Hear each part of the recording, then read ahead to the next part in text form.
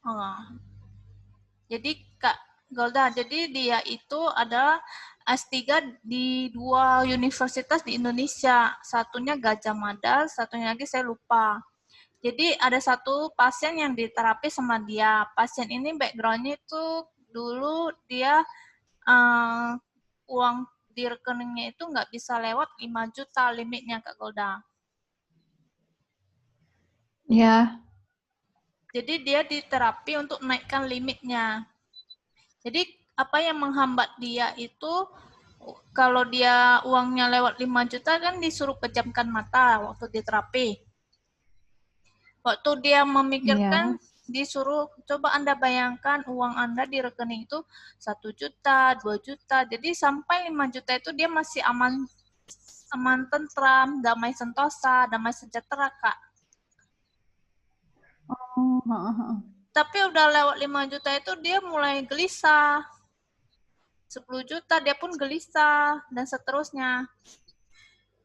Jadi Kak Golda dia di terapi itu disuruh pejam mata itu ketika udah selesai terapi dia dinaikkan limitnya jadi 1 miliar, disuruh pejamkan mata kembali dan disuruh membayangkan uang di rekeningnya itu sampai 1 miliar dia udah damai sejahtera Kak Golda, enggak ada gelisah lagi. Tapi lewat 1 miliar itu mulai gelisah lagi Kak Golda. oh, Nah, jadi ini isinya terapi sebagian dari fondasi yang dia kasih tahu itu gimana cara terapinya. Jadi kita belajar sedikit Kak Golda. ya, ya, oke, oke. Aku mau. Jadi contohnya gini, kalau sebagai agent, cobalah Kak Golda kalau disuruh Kak Golda, kakak pasti bisa closing 100 polis.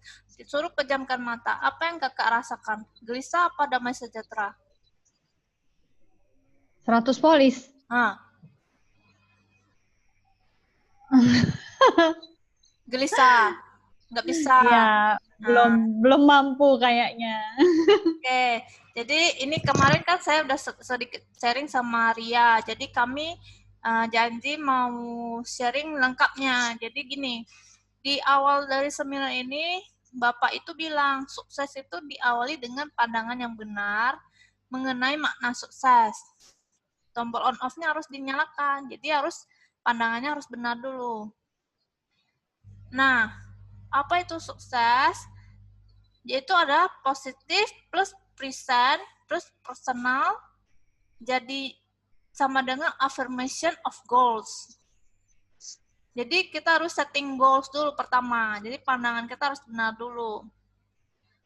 Long term goals, intermediate goals, short term goals. Jadi kita harus membuat goal itu ada terdiri dari 3 jenis Kak Golda. Jangka pendek, jangka menengah, dan jangka panjang. Ya, Mengapa sudah menetapkan goal tapi tidak berhasil dicapai, sudah kerja keras tapi belum berhasil, sudah ke berbagai seminar motivasi tapi tetap belum bisa berhasil atau berubah, sudah baca buku tapi belum berubah, motivasi naik turun, sulit mencapai target yang lebih besar, sudah berdoa tapi belum berhasil. Nah, kerja keras bukan jaminan sukses Kak Golda. Ada lihat gambarnya? ya. Dia lagi ngapain? Iniin batu. Mana bisa tuh. Tapi batunya gimana? Di daerah mana? Tanjakan.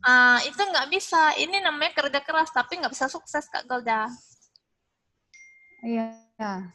Jadi hari ini kita mau belajar yang kerja yang smart, bukan yang keras. Oke.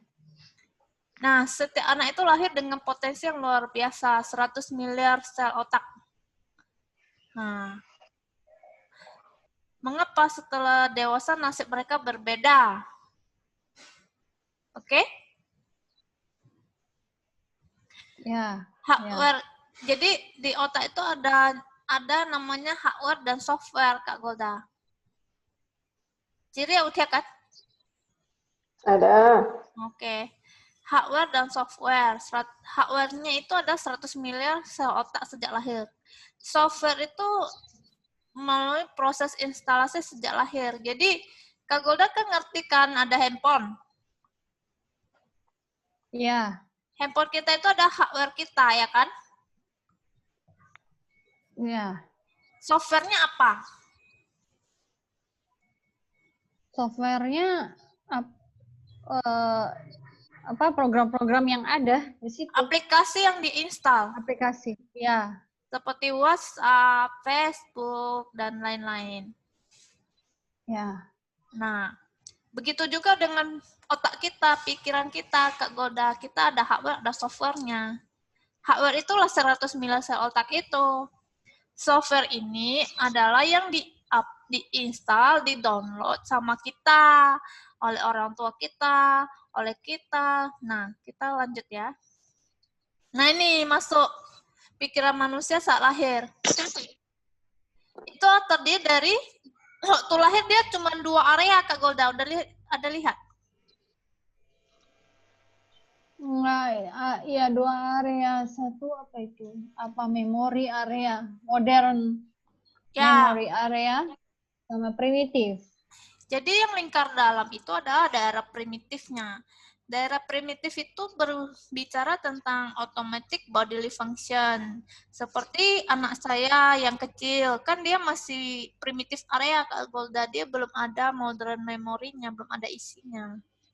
Dia kan kalau lapar nangis, kalau mau minta gendong nangis, ya kan? Itu automatic bodily function-nya dia. Terus dia ada default survival program. Jadi kalau ada bahaya dia nangis. Terus ada imun sistem, ada sistem kekebalan tubuhnya. Terus ada emosinya yang biasa, yang generate feeling seperti senang, sedih, tapi dia belum ada emosi lain seperti cemburu, iri hati. Dia belum ada, Kak Golda. Baby. Ya, oke. Oke, lanjut dia ke modern memory area. Nah, ini yang kita isi di modern memory area seperti anak saya Hana.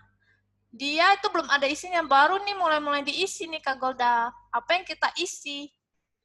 Itulah menentukan dia dewasa nanti seperti apa. Lanjut ya. Lanjut. Nah, programmingnya ini subconscious-nya. Jadi pikiran itu kita ada dibagi 2 ya, alam sadar dan alam bawah sadar. Dan waktu di bawah 5 tahun itu mereka udah mulai tuh subconscious programmingnya, born with fight, freeze, instinct, fear of failing, fear of loud noises, itu ada semua yang program alam bawah sadar, Kak Golda. Ya, dan lain-lain yang dipelajari itu menjadi alam bawah sadar. Jadi anak di bawah 7 tahun, kita mau instalkan segala macam nilai hidup yang penting, itulah saatnya. Di atas 7 tahun itu kita harus repetisi, Kak Golda, harus ulang-ulang, ngomel-ngomel, baru bisa masuk. Betul. Iya. Jadi saat ini kayak si Hana, si Alden, kalau orang tuanya marah-marah itu juga langsung masuk ke alam bawah sadar dia bahwa oh ya kalau marah dia tuh kencang suaranya, teriak-teriak kayak orang gila, itu juga masuk. Tapi kalau kita mau ajarin dia baik hati, kamu harus sayang adik, itu kita harus pulang. Saat ini yang paling gampang masuk. Dia denger doang, dia terima doang, dia belum merespon, tapi udah masuk ke alam bawah sadar.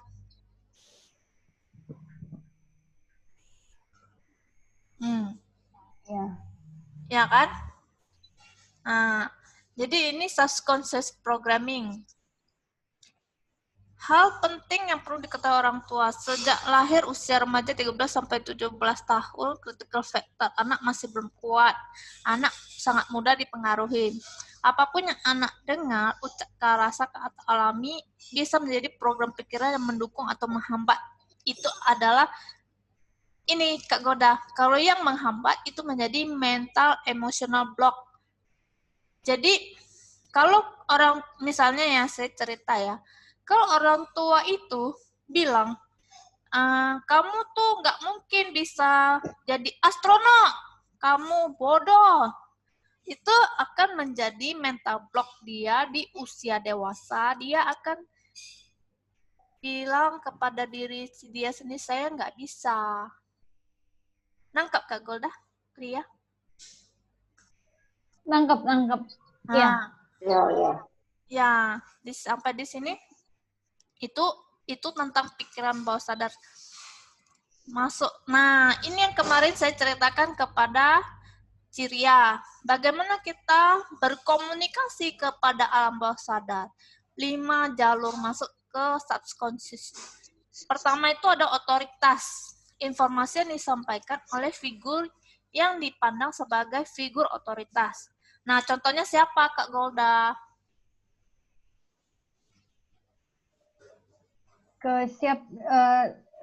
Otoritas terhadap saya Ya, atau otoritas saya terhadap anak-anak? enggak. Jadi gini, Kak Golda, maksudnya ini adalah kita kan udah ngerti tadi kan program pikiran kita itu ada alam bawah sadar dan alam sadar. Aduh, ini nggak lengkap sih Bapak ini. Ya, berarti ini pikiran kita ya. Subconscious. Subconscious itu ada Otoritas. bawah sadar.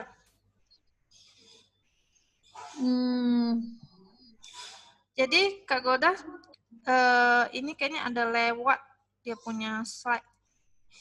Ada satu slide yang tadi ya. Oh, ini ada satu yang lewat nih, kayaknya hilang. Jadi alam bawah sadar itu mengontrol kehidupan kita 90% Kak Golda. Menentukan kesuksesan kita. Kalau Ya, alam bawah sadar kita bilang kita bisa sukses, maka 90% itu sukses. Nah, ini enggak.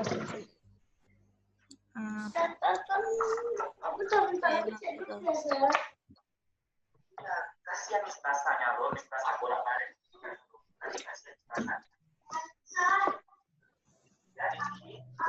Oh, yang ini. Yang ini ya. Nih, Kak Gota. Ini nih ya aku mau bilang. Kita tadi lewat. Ini slide-nya enggak beraturan. Karena dikirim Telegram. Itu siapa yang bicara ya, Kak Gota? Enggak ada. Oke, jadi ini kan ada di pikiran manusia ini ada tiga lingkaran Kak Goda. Yang tadi kan yang saat lahir, tapi kalau udah 3 tahun dan seterusnya dia menjadi 3.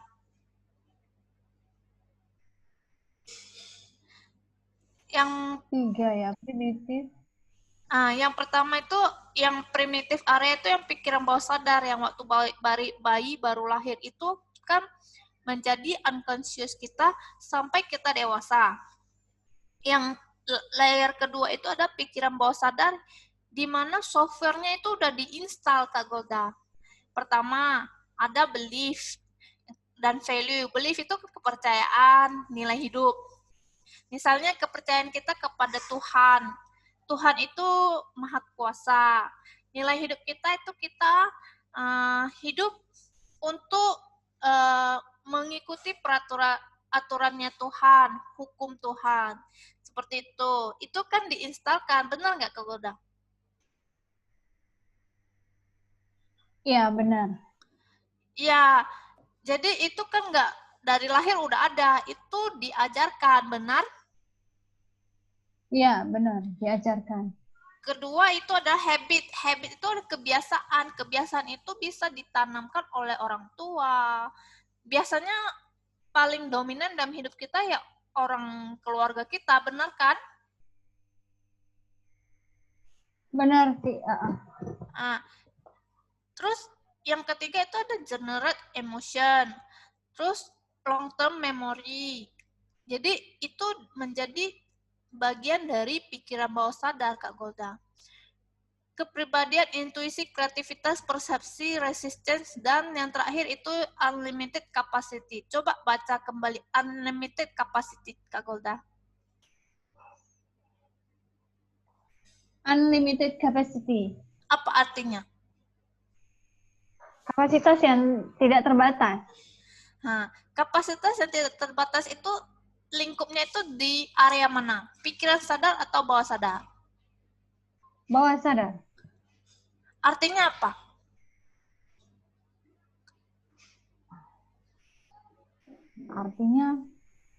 Artinya ya apa ya? Ya ketika kita nggak sadar, ya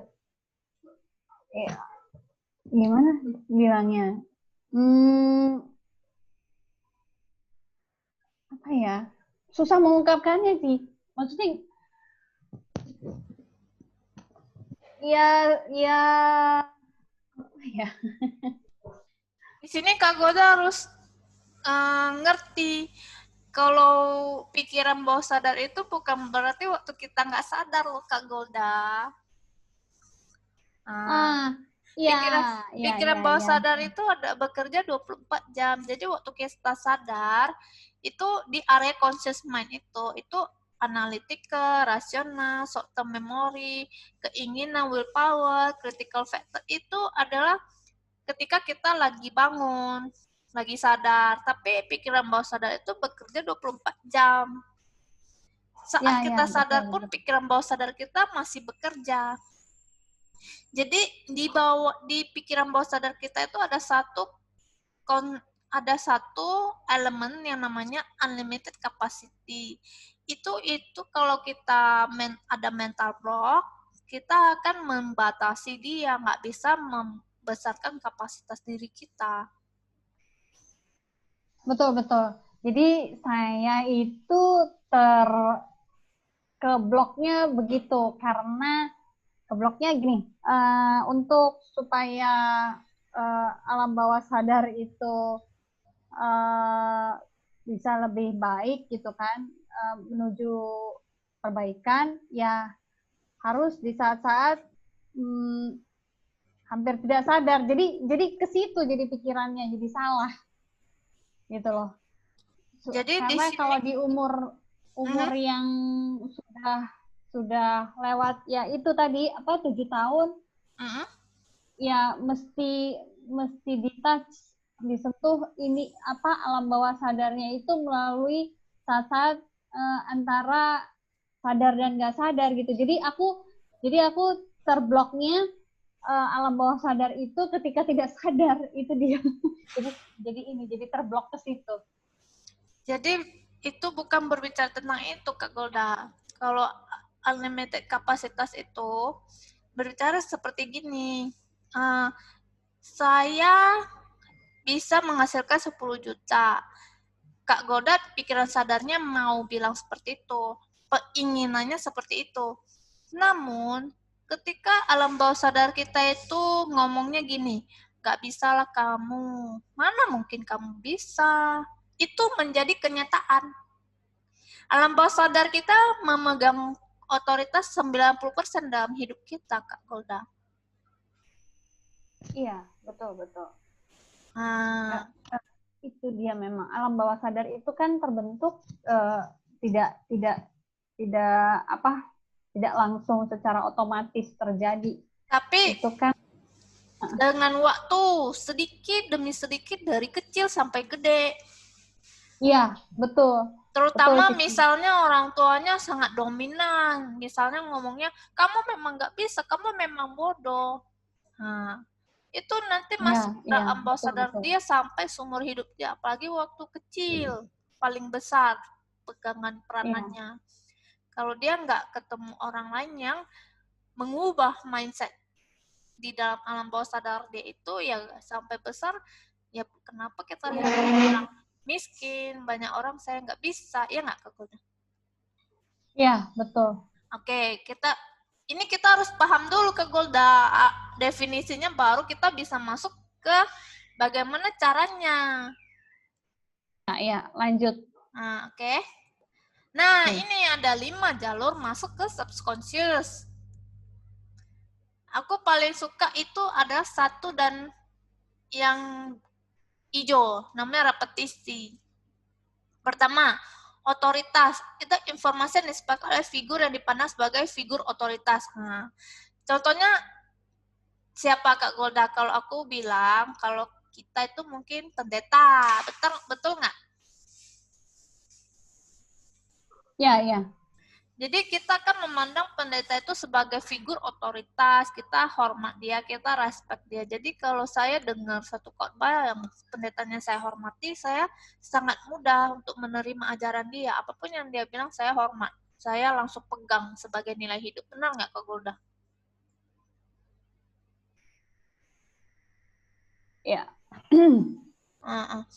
Jadi itu satu. Itu adalah 5 jalur masuk ke subconscious. Itu maksudnya bagaimana kita bisa berkomunikasi dengan alam bawah sadar. Itu nggak bisa kayak kita ngomong sama Kak Golda gini beda. Nggak bisa Kak Golda kalau mau ngomong sama alam bawah sadar. Harus melalui 5 jalur ini untuk komunikasi. Misalnya kita mau suruh si alam bawah sadar ini nih, kamu berubah. Nggak bisa pakai kayak kita ngomong biasa gini Kak Golda, nggak bisa. Dia ada jalurnya. Kayak mau kemana ada jalur khusus, harus jalan ini gitu. Nah ini 5 jalurnya. Pertama otoritas, yang kedua itu emosi, ide dengan muatan emosi yang tinggi. Yang ketiga tuh relaksasi pikiran atau kondisi hipnosis.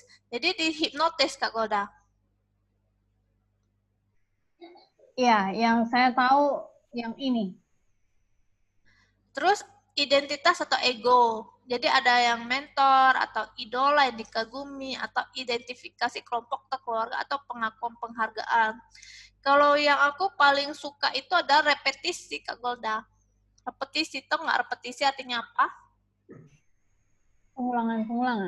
Ya, pengulangan. Jadi setiap hari kita membuat afirmasi yang bagus. Misalnya, kalau anak kurang percaya diri, kita harus bilang ke dia, kamu cantik. Kita ulang-ulang. Itu bisa masuk ke alam bawah sadar, terutama untuk diri kita. Kalau kita tahu mental block kita di mana, kita ngomong tentang itu ke dalam alam bawah sadar kita. Kita ngomong ulang-ulang setiap hari sampai dikenal dan diterima oleh alam bawah sadar kita. Jadi aku suka di otoritas dan repetisi karena lebih mudah dipraktekkan. Oh iya, itu dia yang saya bilang tadi, apa itu tadi Hipnotis ini kita harus cari konsultan kayak psikolog. Nah, aku pernah dengar kalau hipnoterapi itu bisa diulang-ulang juga, yaitu ketika antara sadar dan enggak. Jadi ke situ hipnonya, gitu, cara menghipnotis. Cuman agak sulit Kak Golda, kita harus ke psikolog. Kalau otoritas kita dengar dari gereja, kalau iya, psikolog bisa. Jadi itu kemarin aku pernah dapat. Jadi misalnya kita antara mau masukkan pikiran yang positif ke orang lain gitu, ya saat-saat dia ngantuk banget mau tidur atau mau bangun tidur. ya ada juga, iya betul. Cuman ini Kak Golda, di sini kita mau bilang yang kita bisa lakukan setiap hari ini 2. Repetisi, pengulangan diri kita. Oke, masuk sini. Lagi dari awal ya. Ini kita masuk ke sini ya. 5 jalur. Jadi pola pikir, sikap, kebiasaan, dan ucapan perilaku kita dikendalikan sepenuhnya oleh program pikiran kita atau kepercayaan dominan. Diri manusia dijalankan oleh program, belief, dan ego personality berdasarkan emosi. Kepercayaan dan emosi, Kak Golda. Iya. Jadi kalau emosinya, moodnya negatif, ya hidup hari itu negatif aja semua, nggak enak semua. Rezeki pun suram Kak Golda kalau emosinya negatif.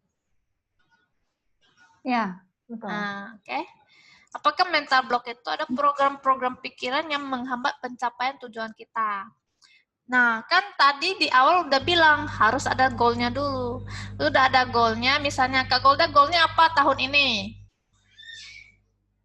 Nah, itu seperti yang tadi udah dibikin goal tapi nggak tercapai. Apa goalnya gitu. Kak Golda apa? Goalnya yang dalam waktu dekat sebenarnya pengen ke Jogja. Pengen apa? Ke Jogja. Oh. Kalau di asuransi? Oh, asuransi. Ya, goal kemarin itu sebenarnya jadi IM, tapi belum tercapai. Ya, maka kita harus temukan mental block program pikiran kita apa yang menghambat pencapaian itu. Kenapa nggak tercapai? Apa yang menghambat dalam pikiran kita? Itu yang nggak tahu. Coba kita minta Ibu Ria sharingnya. Apa ya Ci yang menghambat goal Cici? Halo? Ria sharing Ci. Apa yang menghambat pencapaian Cici? Sharing dulu. Mau dicapai apa? Capai ke promosi leader. Oke, terus apa yang menghambat? Nah, jadi kita harus tahu penyakitnya dulu, baru bisa kasih obat Kak Golda. Kalau kita nggak tahu pikiran apa yang menghambat, apa mental block kita nggak bisa pangkas mental block itu. Mental block, susah rekrut. Nah, kita menanamkan pikiran susah rekrut ke dalam alam bawah sadar. Maka itu menjadi mental block kita yang otomatis di kenyataan itu menjadi susah. Seperti itu Kak Golda contohnya.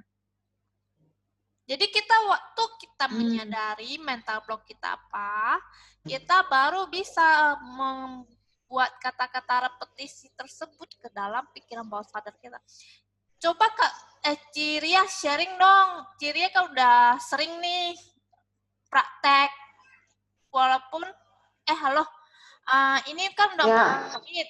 Aku masuk lagi ya. Ya. Gua dulu kan? Ya.